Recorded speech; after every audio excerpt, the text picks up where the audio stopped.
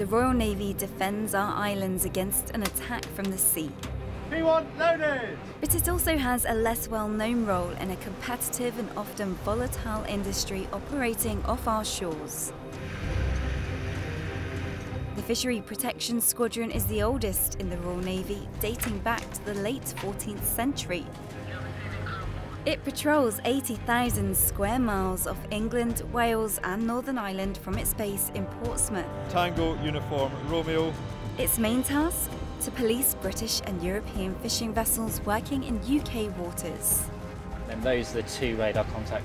As well as looking out for fishermen working illegally and monitoring the catches of those working within the law, it is still a warship and can be called upon at any time. Welcome to the world of fish wars.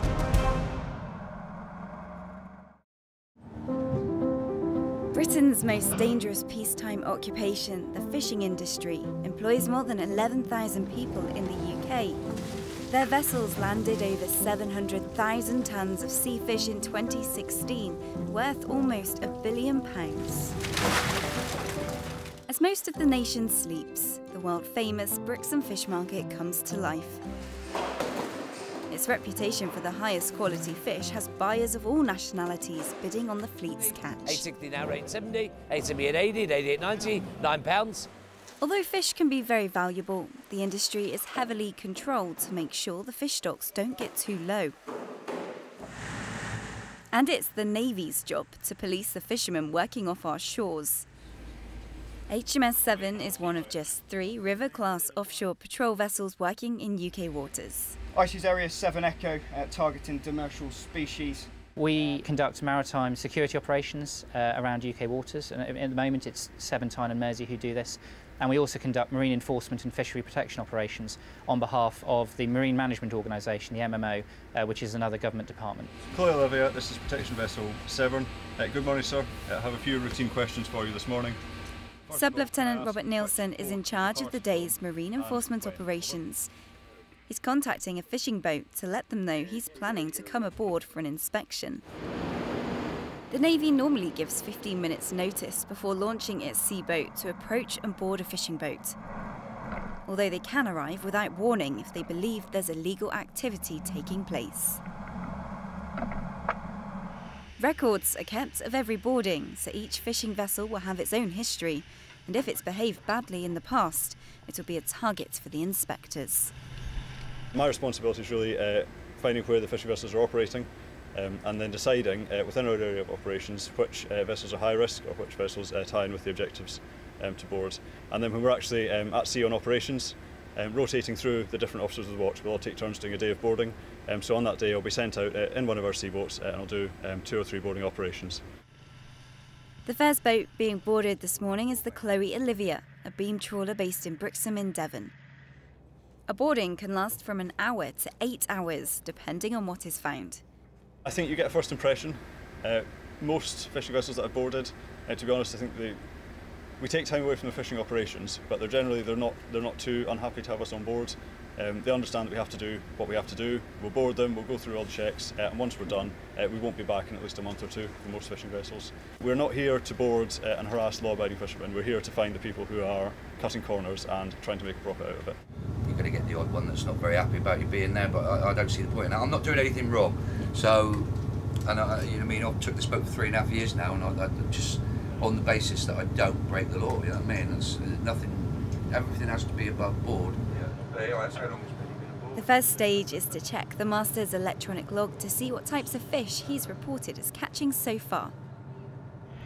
Species totals on board. The inspection team radios back its initial findings to the Severn. 714. Each fish has a 3-letter code, so for example, sole is SOL and turbot is TUR. Tango Uniform Romeo. These totals will later be checked against the stocks in the fish room to make sure the skipper is accurately recording what he's caught. Tango Uniform Romeo 850.2, over. And just of note as well, sir, on the inspection FAR, the amount of Tango Uniform Romeo on board suddenly jumped from about 30 to 850.2. So when I go to the fish room inspection, I'll look at that, and that will possibly be a SAR as well. because I don't think he caught that much in that amount of time. Roger, copy, just keep an eye on that. Master would like to haul his gear, so what we'll let him do to minimise our effect on his fishing operations is we'll let him haul his gear just now, and we'll go straight to inspect the gear next. So I'll go and let the master know about that just now. If you could lay the cod end on deck. The boarding officer will now measure the nets at what is known as the cod end, the tapered end of the net where the fish collect as they're caught. Each line is made up of two bits of mesh, if that makes sense, in a diamond pattern. And then the attachments are bottom side chafer. So the bottom side chafer is this green thing, and that's when the net's dragging along the seabed, that'll be the side that hits the bottom. And if they don't have something like this, it just means that the net wears down really quickly. It's quite expensive to replace. 9.9. Net sizes are regulated to allow juvenile fish to escape at the cod end. I reckon this will be all right. 9.7, it only needs to be above 80. 9.9. Yeah, so it falls into the 80 to 99 mil mesh size range. So that's what's declared. So as long as I'm going to measure 20 meshes, and then the average from that is what we take. So as long as that average is above 80. The master, as I've spoken to the master, he's using a mesh size that's actually a lot bigger than he needs to. Because using a smaller mesh size, as he was saying, he ends up catching a lot of undersized sole, which is no use, and it just has to be thrown over the side. So he's made the decision to use a larger mesh size than he needs to. So this is coming in about 90 millimetres. It only needs to be above 80, so there's no problem here. But I'll keep going to get to the end of this 20, and then do that. Gear inspection will be finished shortly, I think, and then we'll report that back. And then after we're done, the next thing will be inspecting and catching the fish. Right, yeah, no problems with the gear. So I'll radio that back, and then you can keep fishing. And then you can shoot now. Shoot now, yeah, no problem. Right, I'll shoot away first, and then do you want to go down there with you? Yeah, it'll take me a couple of minutes just to report it back to the captain again. The net measurements are radioed back to the 7 and the skipper is allowed to resume fishing while the catch that's just been hauled in is cleaned, gutted and sorted. Many of the fish caught in British waters are endangered, and there are strict quotas on the amount fishermen are allowed to catch and sell. Some of the most endangered fish are also the most valuable. There are also minimum size limits to make sure young fish are protected. The next stage of the inspection is a check of what's down below in the fish room. So obviously earlier on I took a note of what's in the master's e-log. So I'll just go down and we'll check away some of the species. So I'll take a few boxes, you'll see the procedure, but we'll take the ice out, transfer the fish into another box, and we'll be able to estimate the weight of each species. So we'll do that for a couple of species, just make sure it ties in with what's in the log on board.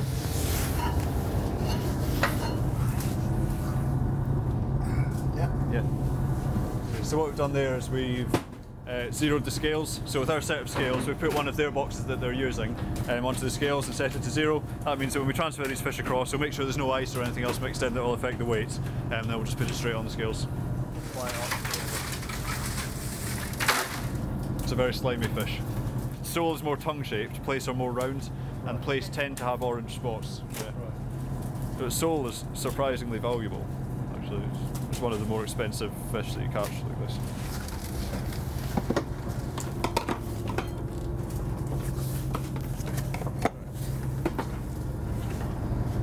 What box weight are you using? Yeah. About that. Say 43? Yeah, 43. Right. Perfect, yeah, it's only 1.8% out, so yeah, no worries at all. We can do the turbot and the angler as well. You can see some really small ones, but there's no minimum size for anglerfish, and that's because their head is so big, you can never stop them being caught in a net, so it's just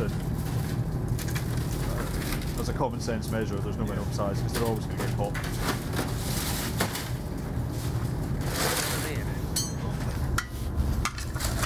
So what I'm doing here as well, this is the minimum size for scallops in this area, which is 100 mils.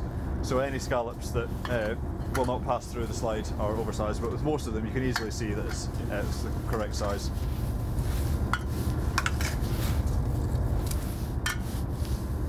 How many boxes of turbot have you got? 1 1/4. Sorry? 1 1/4. 1 1/4, is that it? Yeah. Is you... Right. And yeah, it might be a mistake, because I think you put 850 in the e-log. I didn't. Oh, but the skipper has. I'll go and double check that, because that's probably a mistake then. You got 1 1/4. We'll weigh it anyway and then see what it's done up there. So what I'm doing now is we've weighed all the turbot on board, so I've got a total for turbot. But the turbot is stored gutted. check. Is it gutted? Yeah. Yeah, heads on gutted. So the turbot's heads on gutted, but the logbook up in the wheelhouse will always work on live weights, so that's the weight when the fish was taken out of the sea. So to convert it back to live weight, what I'm doing is multiplying the total by 1.09, which is a set conversion factor for turbot. So I'll do that, and then we'll see if it ties in with the log of the wheelhouse. So I've written down that he's declared 850.2, so the best part of a ton of turbot. But I've weighed the entire catch of turbot, and I only make it 45 kilos on board. So could be the master's made a typo in his log, or it could be I've written it down wrongly. So I'll go up and double check that before we report it back. Yeah, there's a difference there. Right, so Speaking to the skipper, they realised that in his haste to update the e-log at the start of the inspection, he entered a quarter box of turbot, 0.25, as 25 boxes, and that's caused the massive overcount. it's just been an honest mistake because the master has added a 0 onto one of his entries into the logbook. So what he's done is he sent a correction report, so that's gone onto the system. And comparing that to the amount of turbot he's got in the fish room, that now makes sense.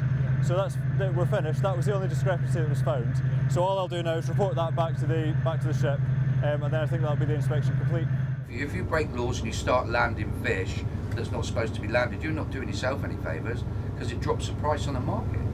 So, I mean, I know it still goes on here and there, but I'm not for it, I'm against it. You know what I mean? You get quotas there for a reason. The boarding is complete, and although the skipper has been given a warning about the mistake he made, there's no further action to be taken, and he's unlikely to see the inspectors again for at least a month. HMS Seven is one of 3 River-class offshore patrol vessels working in UK waters. Her main duty is policing the fishing vessels working in the 80,000 square miles off England, Wales and Northern Ireland. But she is a warship and must always be ready to provide a defensive role if called upon. P1 loaded! 1,100 yards! Regular live firing exercises keep the crew ready for the day they're asked to protect a nation from an attack by sea. Unload! In fact, the next morning, the captain of the Seven receives a call to say his ship is needed to provide an escort for a warship passing through the English Channel. As dawn breaks, the crew must first locate the warship. You just see the lower superstructure coming visual over the horizon. It's got a military profile, doesn't it? It's got that sort of mast, not that sort of mast. Yeah. They've established it's the Russian ship, the Korolev, and will follow her as she heads back to sea. On a course of 065 at 10 knots. This happens relatively regularly. All nations enjoy freedom of the seas and freedom of navigation outside of another nation's territorial waters. We're obviously in the English Channel, which is a very busy shipping lane up towards the Dover Straits, and so we have warships of all nations coming through here very regularly, and the Royal Navy regularly conducts escort duties as part of our responsibility to protect UK waters. So the gap we'll go for is between the tanker and the cruise ship. She's a Russian tank carrier, an amphibious landing craft, if you like, quite a big one actually. She can take quite a lot of equipment and people. I believe she's been out in the Mediterranean for the last few months conducting a routine deployment of the Russian Navy, and she's doing what pretty much any nation's warships would do, is heading back home after a long time away from their country and their families. The Russian ship has been hailed, but hasn't responded. I would be amazed if they call us. If they do, we'll reply appropriately. Nevertheless, because its captain is senior to the Sevens, British Navy procedure calls for the superior vessel to be saluted at the end of the escort. The flag that she was flying was the flag of the Russian Navy. Like we have the white ensign, they have the equivalent flag, so she was flying that. At the end of the encounter with her, we have a tradition that warships salute each other and pay marks of respect, and that's warships of any nation. And so when we departed the escort, we conducted a sail past of the Russian ship. Her captain is senior to myself, so we saluted her, and we also hoisted an international signal code, code Uniform Whiskey, which wishes them a safe onward voyage. It went very well this morning. We knew exactly where she was, so we were able to position ourselves correctly. We were able to follow her for the period of time that I've been asked to follow her for, and to provide a UK warship presence in our waters to escort this Russian vessel to an area of interest. And with that, it's back to business. Bonjour monsieur, passez sur le canal 10. Okay, 10. The next vessel targeted by HMS 7 is French stern trawler the Sagittaire. Sagittaire 7. Oui, bonjour, je vous écoute. The conversations you have with the master and the crew sometimes quite difficult if they are foreign nationals, French in particular. We don't get any language training for this job, and my language skills are quite limited in French. But it's interesting the stories they have. And the experiences that they share with you, and sometimes just having to muddle through with drawings and sign language. I think he said for 1 week, put in cement. I think that was. Bonjour, de quel port avez-vous appareillé? Using a multi-language handbook, they try their best to be understood. Monsieur, mon équipe d'inspection sera avec vous dans 20 minutes. Oui, y a pas de problème. Monsieur, un mot aussi pour cette information. Out. The Fishery Protection Squadron must inspect all fishing boats in its waters, whether they're British or European. The boarding officer takes a look at the e-log and takes a note of what's been caught so far. He then asks the master to haul in his nets so they can be checked.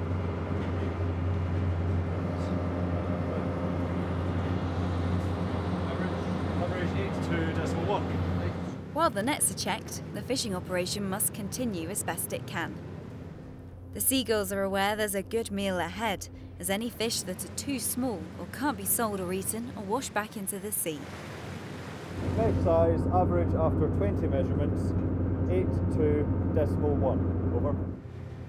Once the net measurements have been radioed back to 7, the boarding officer goes below decks to inspect the catch.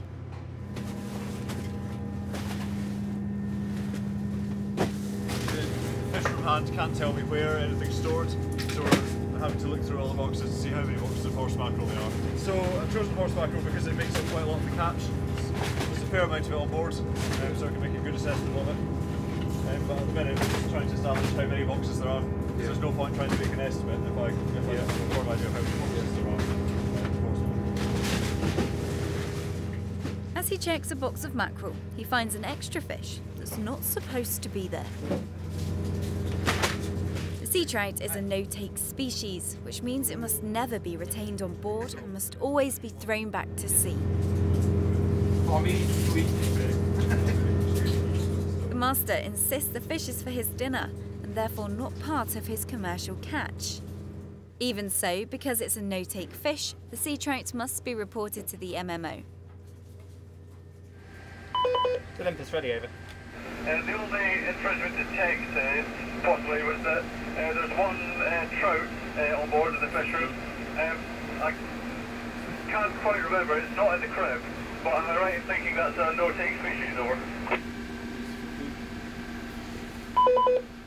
Roger, yeah, stand by. I've got an instinct it is as well. I'll just check the blue book, over. Hi, it's Hugh, Captain 7. We're just on board a French stern trawler, the Sagittaire. There's just one that the boarding officer's rung in that I just wanted to check with you, that he's just found one trout in the fish room.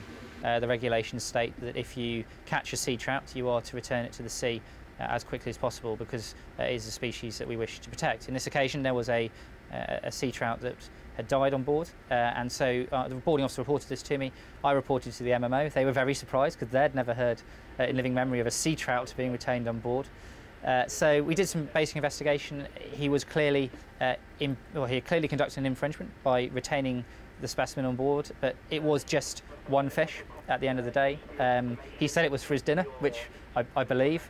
But having said that, at the end, he should not have retained it on board. It was a clear contravention of the rules. So again, he was given a verbal rebrief or a verbal warning that he should not be retaining sea trout on board his vessel.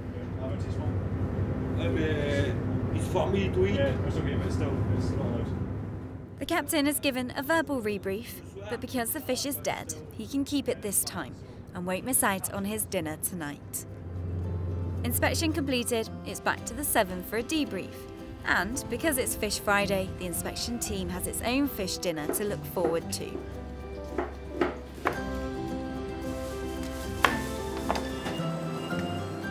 Next time on Fish Wars, behind the scenes at Brixham's famous fish market as the catch is sold.